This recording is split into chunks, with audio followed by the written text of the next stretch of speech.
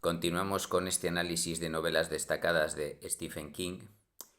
La que vamos a tratar hoy es probablemente la más macabra de todas. De hecho, el, el autor la escribió a principios de 1979, tras haberse trasladado para impartir unas clases de creación literaria a la Universidad de Maine en Orono, donde recordemos había estudiado a principios de los 70, y se instalaron en una casa junto a una carretera con mucho tránsito, en la que frecuentemente los animales domésticos eran atropellados.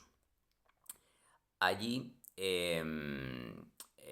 cerca del pueblo, existía un cementerio de mascotas, de animales domésticos, que no es algo infrecuente en Estados Unidos, y de hecho creo que hay alguno en España. En ese momento King tenía dos hijos pequeños, bueno, tres, y le preocupó la posibilidad de que, según algunas fuentes, hasta llegó a pasar este suceso, o sea, estuvo a punto su hijo menor, Owen, de ser atropellado por un vehículo en la carretera. Entonces, y de hecho tengo entendido que también el gato de su hija, Naomi, fue atropellado en esa carretera. Y estos sucesos le inspiraron la novela Cementerio de Animales, traducida, bueno, el subtítulo original en inglés es Pet Sematary.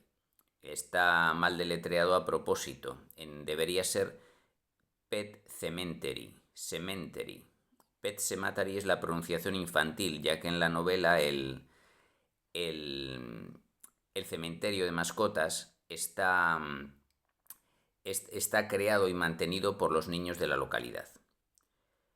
Ya digo, las implicaciones morbosas en cuanto a la muerte que está omnipresente en el relato, de hecho en ocasiones es un relato mucho más perturbador y triste que terrorífico, pues hizo que al principio King no se decidiera a publicarlo.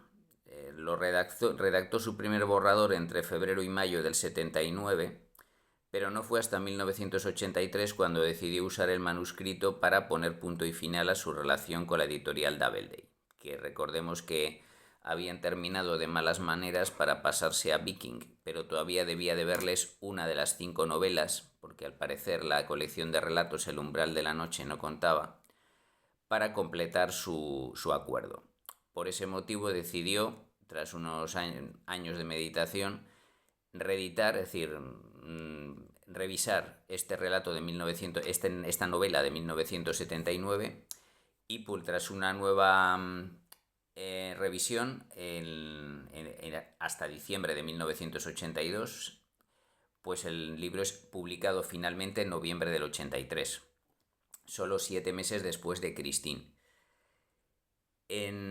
Esto fue posible, claro, que publicase dos libros en apenas, nada más de cierta extensión, sobre todo el primero, en apenas 7 meses, porque Cementerio de Animales ya estaba redactado previamente. En España se publicó en el 84 por la editorial Plaza Janés, pero yo utilizaré la edición de bolsillo del año 2010 con traducción de Ana María de la Fuente. El argumento de la novela, como siempre, lo desarrollaré ahora en líneas generales para que quien no conozca la historia pueda leerlo antes de entrar en el análisis pormenorizado. Trata de al igual que le pasó a él, que llegó como profesor, aquí quien llega con su esposa y dos hijos, no tres como tenía King, es un médico, no es un profesor, sino un médico que va a encargarse del servicio sanitario en la Universidad de Maine en Orono. Solo que él está instalado en un pueblo de las cercanías, que es imaginario, que se llama Ludlow. Vienen de la ciudad de Chicago, de hecho hay muy pocos personajes y ambientaciones de esta ciudad en las novelas de King. La familia está formada por Louis, Rachel y su hija Ellie, de 5 años, y Gage, de 2. Su vecino de al lado, de la casa de al lado, al otro lado de la famosa carretera por la que circulan tantos vehículos, es un anciano llamado Jack Chambers. Es el vecino, está casado, es el vecino ideal, muy simpático, servicial, colaborador, y le muestra el entorno donde van a vivir. Y lo primero que hace es llevarles al famoso cementerio de animales, que él, siendo niño, pues ayudó enterró allí a su perro, y se remonta, según él, a los primeros tiempos de la población. Y bueno, los primeros meses, ahora comentaré algún suceso relevante en el argumento. Esta idílica vuelta al trabajo, que bueno, al principio hay un suceso traumático que la marca, pero Luis lo supera ampliamente. Tiene un punto de inflexión cuando, durante el fin de semana de Acción de Gracias, cuando su familia está en Chicago, ya que Luis se lleva muy mal con su suegro y no quiere ir a esta visita. Pues durante estos días que está Luis solo con el gato de su hija, el gato es atropellado por un camión. Y entonces su vecino Jad le propone que entierren al animal en otro lugar. Y bueno, lo dejaré ahí para quien desee leer el libro desde ya, y a continuación pasaré a comentar la estructura. Como la mayoría de libros de Stephen King, está dedicado a alguien, y aquí, no por casualidad, la persona que recibe la dedicatoria del libro es su agente literario, Kirby McCauley, que es quien le sacó, digamos, de la editorial Doubleday para introducir en la editorial Viking. Como también otras obras, tiene 3 partes y un epílogo. Pero antes hay una nota, o sea, una página sin título, en la que habla de que, por una parte, hay gente la gente famosa escribe libros para contar lo que hace y por qué lo hace, y cita una serie de personajes históricos y artísticos, pero luego dice que también hay una serie de personas que no han escrito libros sobre su trabajo. Y se refiere a aquellos que tratan con los muertos, que sigue siendo un tema tabú. Es decir, ya empieza la novela desde la primera página hablando morbosamente sobre la muerte. El hombre, que en realidad fueron varios los que incineraron, dice erróneamente el que enterró a Hitler. Hitler fue echado a una fosa con Eva Braun y prendieron fuego al cadáver. Más que enterrarlo, intentaron incinerarle, aunque quedaron restos. O el que embalsamó a Wilkes Booth, enterró a Elvis Presley, el que embalsamó a Juan XXIII, los que momificaron a los faraones, los que limpiaron la tragedia de Youngstown, recogiendo los 900 cadáveres del suicidio en masa, etcétera, etcétera, etcétera. Es decir, aquellos que se han ocupado de los difuntos, todos los enterradores, miembros de funerarias, etcétera, etcétera. Un trabajo que, según él, no es reconocido porque es un tema tabú, y esta gente no ha escrito libros sobre sus experiencias. Así que utiliza esta novela para poner su punto de vista sobre la muerte, para exponer su punto de vista sobre la muerte. Y hablando de punto de vista, comentar que la novela está narrada en tercera persona, principalmente desde el punto de vista de Luis, pero también hay pasajes en los que aparece el punto de vista de su esposa Rachel, de su vecino Jad, y en una ocasión excepcional al final de la novela, de su compañero de trabajo, del compañero de Luis, Steve Masterton, para explicar cómo acaba la novela.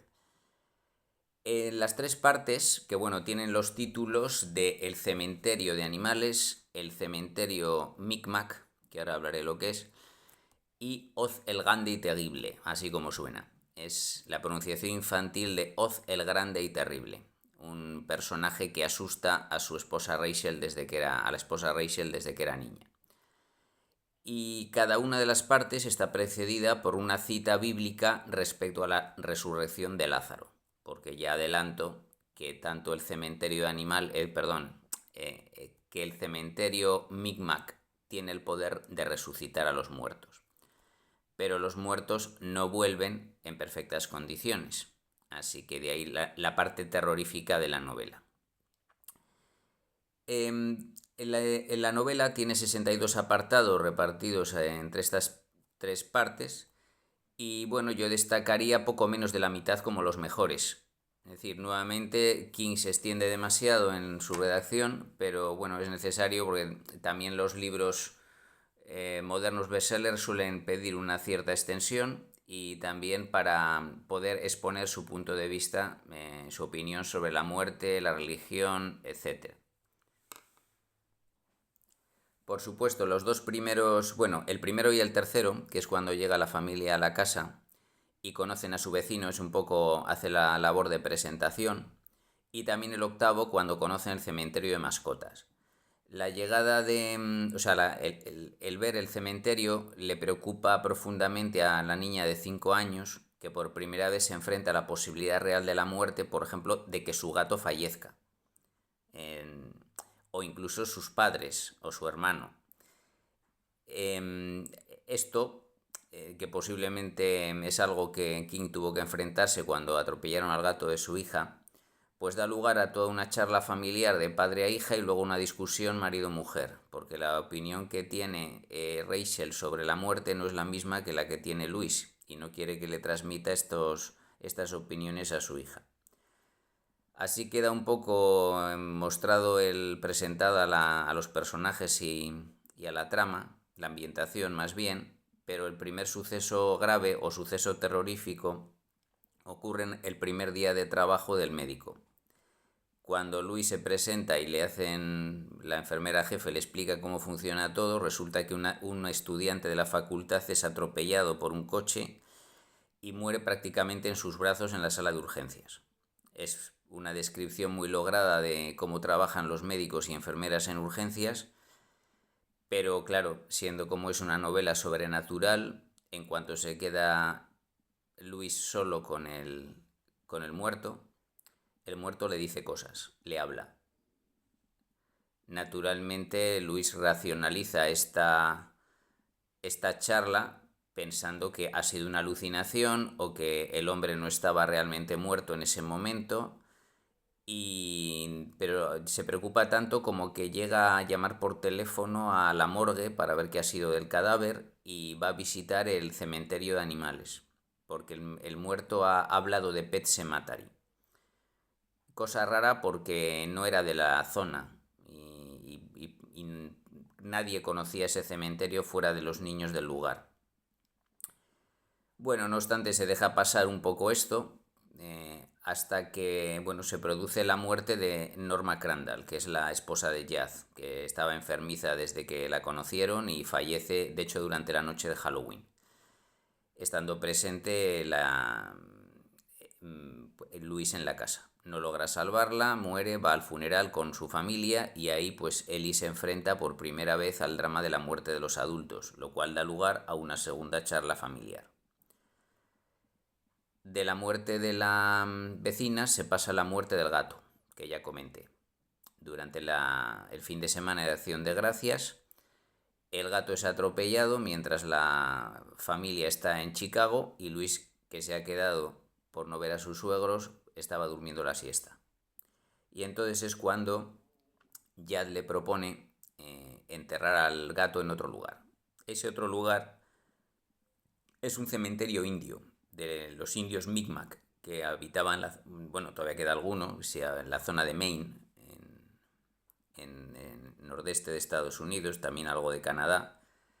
Y sin dar explicaciones de por qué hay que hacer eso, que hay que atravesar una gran extensión de bosque y montaña para llegar allí, pues decide que se entierre, además lo entierran de noche, después de una larga caminata, y aunque Luis no entiende nada, pues sigue un poco las recomendaciones de su vecino. Lo hacen así y naturalmente, al cabo de 3 días, como Lázaro, pues el gato vuelve. Naturalmente no vuelve en las mismas condiciones que estaba. Es mucho más arisco, no me parece el mismo, huele constantemente mal, se vuelve agresivo con gatos, ratones y demás. Y bueno, esto da lugar a una charla con Jad. Jad le explica que ese cementerio efectivamente puede volver a la vida a las mascotas. De hecho, a su perro volvió en esas condiciones, pero bueno, vivió unos años más, lo cual le hizo relativamente feliz, y el disgusto de su hija, como no sabe que el gato ha muerto, pues verá ciertos cambios en el animal, pero podrá vivir con su gato varios años más. Así que eso por una parte. Y parece que esto sea, bueno, por cierto, cuando vuelve la familia de Chicago, efectivamente, Ellie nota al gato distinto, pero no se lo toma demasiado, no le da demasiada importancia. Sin embargo, si hay una tras haber estado con sus padres, a Rachel le han vuelto los recuerdos de la muerte de su hermana. O sea, Rachel le cuenta que se había enfadado tanto con aquella discusión sobre el tema de la muerte, y, y la muerte de la vecina le había afectado y no había querido ir al funeral porque, siendo ella niña, su hermana mayor murió de meningitis tras estar en la casa durante meses sin poder salir y volviéndose loca. En ese contexto es donde sale el personaje Oz el Grande y Terrible, un cuadro que tenían en la casa de sus padres que le daba mucho miedo y según Rachel representaba la muerte. Así se explica un poco el comportamiento un poco distante y el mal genio que tenía Rachel desde el comienzo de la novela sobre el tema de la muerte. Y la primera parte acaba bien porque de hecho es el último día feliz, ya lo dice tal cual, en la vida de Louis Creed, que lo fecha, 24 de marzo de 1984. Ha pasado el invierno, han superado aquello de la muerte del gato, que solo sabe él, la muerte de aquel estudiante que al final prácticamente la tiene olvidada, y su hijo, que ya tiene 2 años cumplidos, pues juega con el padre aquel día haciendo volar una cometa. Y es un día estupendo. Según él, muy pocos días en la vida son tan felices como ese. Y con este alegre cierre se pasa a la tremenda tercera parte. Hay todo un cambio radical de ambientación y descripción, cuando de golpe y porrazo, de estar el niño volando en una cometa, estamos asistiendo a su funeral. Como no podía ser de otra manera, pues un camión de la carretera atropella a Gage 2 meses después de aquel día tan feliz. Y su padre Luis ha estado a punto de evitar que salga a la carretera, pero no lo consigue. Por lo tanto, a la pérdida brutal del hijo se une el sentimiento de culpabilidad. Es olvidándonos de muertos vivientes y demás, los dos capítulos más duros de la novela son estos. El niño ha muerto, se celebra su velatorio, funeral y entierro, y para empeorar las cosas, cuando viene su suegro, el suegro de Luis desde Chicago, le echa la culpa de la muerte del niño y se pelean a puñetazos en el funeral. Es verdad que en otra novela anterior, en Cujo, un niño de parecida edad había fallecido al final, pero aquí King no se limita a decir que el niño ha muerto, sino que es brutalmente descriptivo en las circunstancias de la muerte, entierro, funeral, velatorio y sentimientos de los padres y la hermana, traumatizados a más no poder.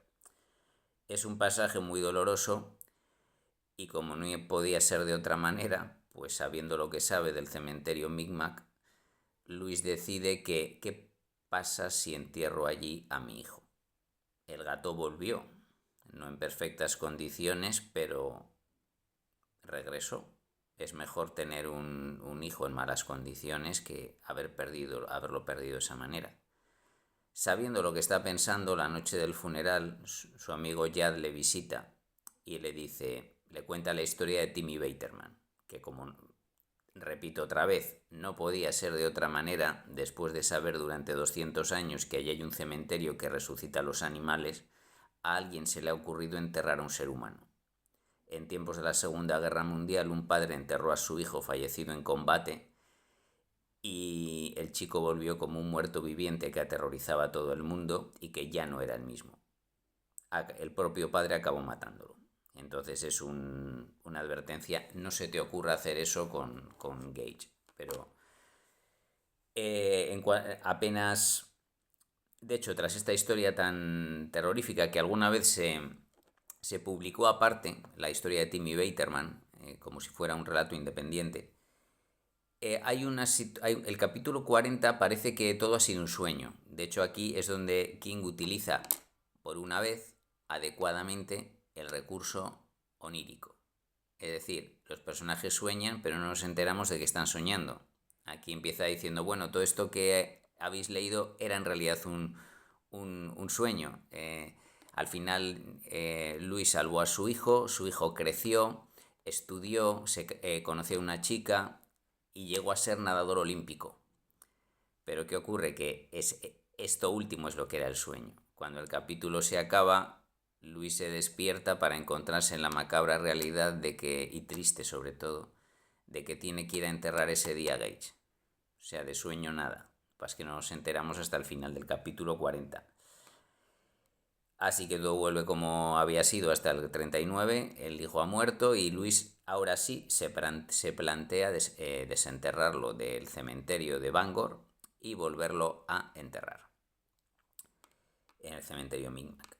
Para lo cual pues le dice a su mujer, vete con la niña unos días con tus padres, yo necesito estar solo y tú necesitas distraerte. Bueno, en la vida real no habría funcionado que alguien tan traumatizado lo dejaran solo.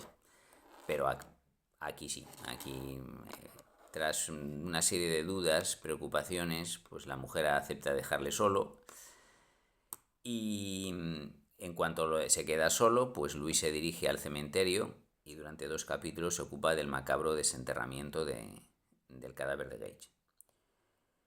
Bueno, aquí se estira un poco esta última parte porque se recurre otra vez a un montaje paralelo que recuerda aquel del Resplandor, en que por un lado Dani pedía socorro mentalmente a Halloran y Halloran hacía un viaje largo y difícil desde Florida.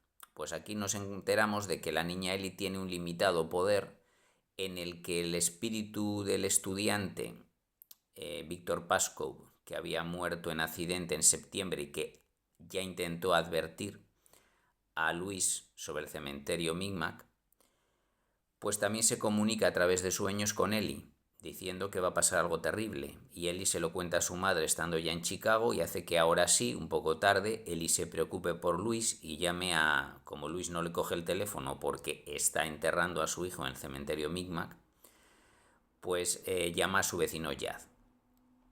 Y ante Jad se preocupa evidentemente, enseguida ata cabos, pero no quiere decirle nada por teléfono, así que le dice que ven inmediatamente.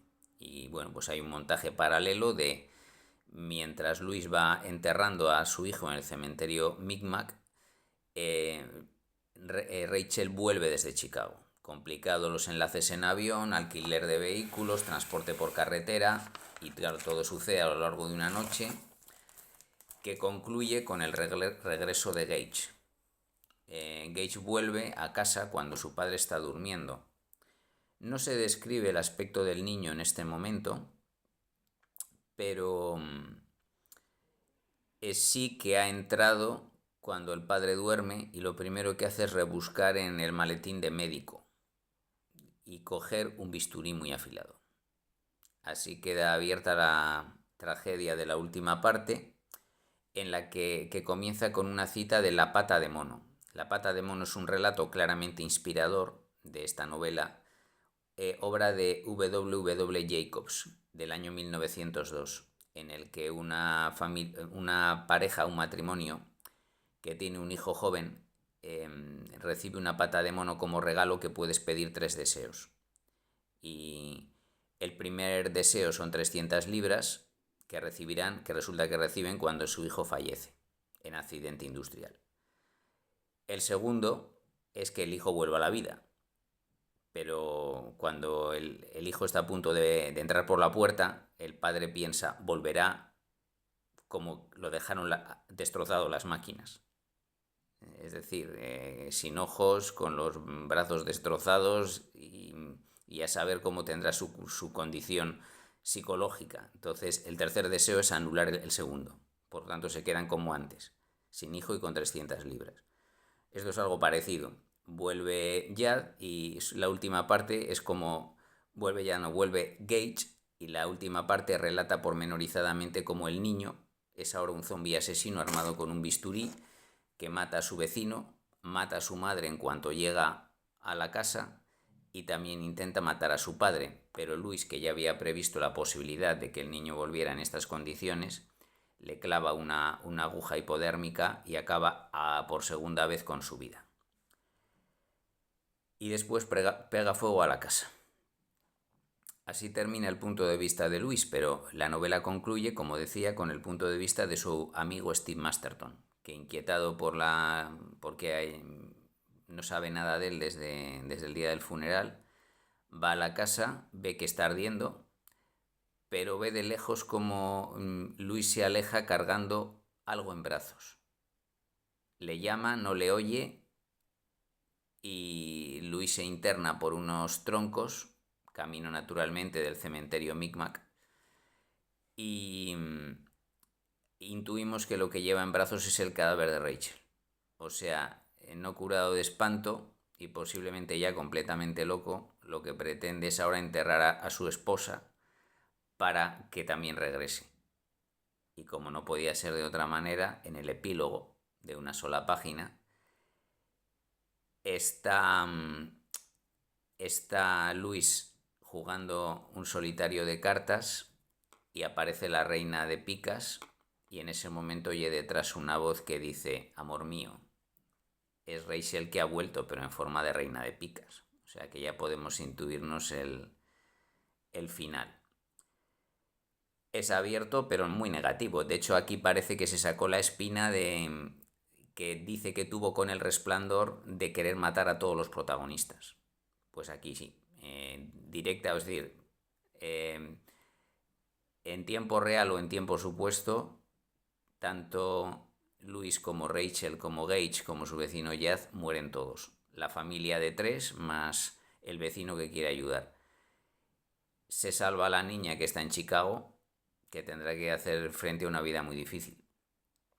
Lo digo, es un libro muy duro, muy gráfico, sobre todo en el tema de la muerte, y puede ser el más perturbador de los que haya escrito Stephen King, pero la calidad literaria es indiscutible, así que tiene que ser incluido en esta antología. Como no podía ser de otra manera, ha tenido no una sino 3 adaptaciones. La primera, que por cierto es la primera que vi en cine sobre Stephen King, coincidía el año 1989, es en el que leí la mayoría de libros de este autor, que lo había descubierto el año anterior con El Resplandor.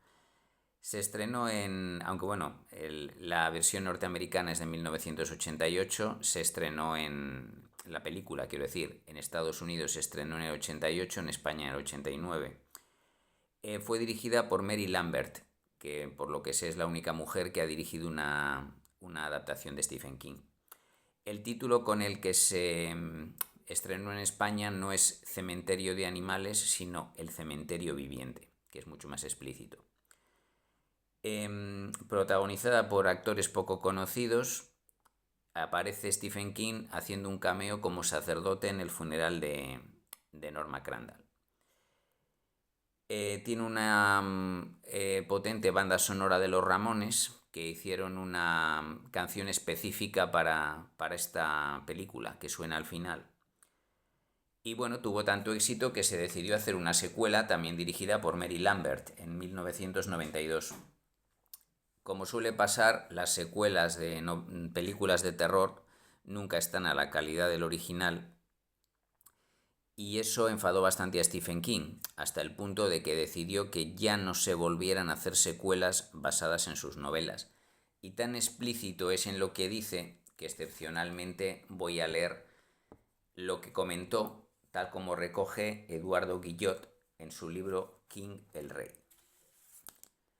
Decía King, hablando de esta historia: Las secuelas me tienen bastante amargado. La regla general grabada en tablas de piedra es que ningún estudio te compra algo para convertirlo en película a menos que accedas a vender los derechos para las secuelas. Claro que otra regla grabada en tablas de piedra decía que no podías vender un libro a una editorial a menos que les concedieras una opción preferencial sobre tu próximo libro. Y esas tablas llevan mucho tiempo llenas de agujeros. Así que cuando vendí los derechos de Cementerio de Animales a Laurel Entertainment para que Paramount hiciera la película, el presidente de Laurel me llamó y me dijo que no habría trato a menos que consiguieran los derechos para una secuela. Y yo respondí diciendo que no quería vender. Richard me dijo, total nadie querrá hacer una secuela de esta película. Bueno, cualquier persona que haya visto una película de Freddy o de Viernes 13 sabe que eso es una auténtica gilipollez. Puedes hacer una secuela de cualquier cosa y no hace falta que la historia tenga el más mínimo sentido porque no estamos hablando de lógica, sino del dinero recaudado en taquilla y algo aún más importante, los derechos subsidiarios de venta al extranjero, edición en vídeo, televisión por cable. Hablé con la Paramount y uno de los jefazos me dijo que no harían una secuela, algo así como cuando el presidente Grant le dijo a los apaches que no debían preocuparse porque podrían seguir viviendo en sus tierras. Dije que de acuerdo, cerramos el trato. Por supuesto, terminaron haciendo la secuela. Leí todas las páginas del guión que pude antes de tirarlo por la ventana. Y para asegurar que la segunda parte es idéntica al primer Cementerio de Animales, solo que con otros personajes. No cuenta con mi aprobación, no quería que se hiciera y espero que las personas que leen mis libros se mantengan lo más alejadas posible de la película. Yo tampoco pienso ir a verla. Al menos la experiencia me ha servido de algo. Cuando venda los derechos de adaptación al cine, dejaré claramente excluidos los derechos a la secuela.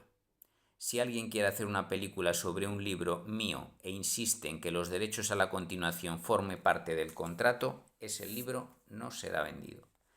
Y así ha sido. No ha habido nunca más secuelas de adaptaciones de Stephen King, pero sí ha habido remakes. De hecho, Cementerio de Animales tiene un reciente remake del año 2019, dirigido por dos autores, Kevin Kolsch y Dennis Weidner, protagonizado por Jason Clarke y Amy Seymour.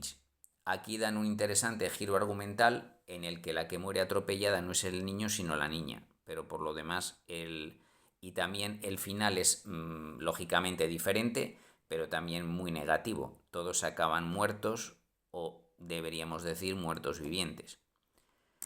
Bueno, es un libro que da para mucho, muy recomendable y el próximo día trataremos del último que publicó Stephen King con el seudónimo Richard Bachman antes de que se descubriera su verdadera identidad, que es Thinner, Maleficio. Muchas gracias por escucharme y hasta pronto.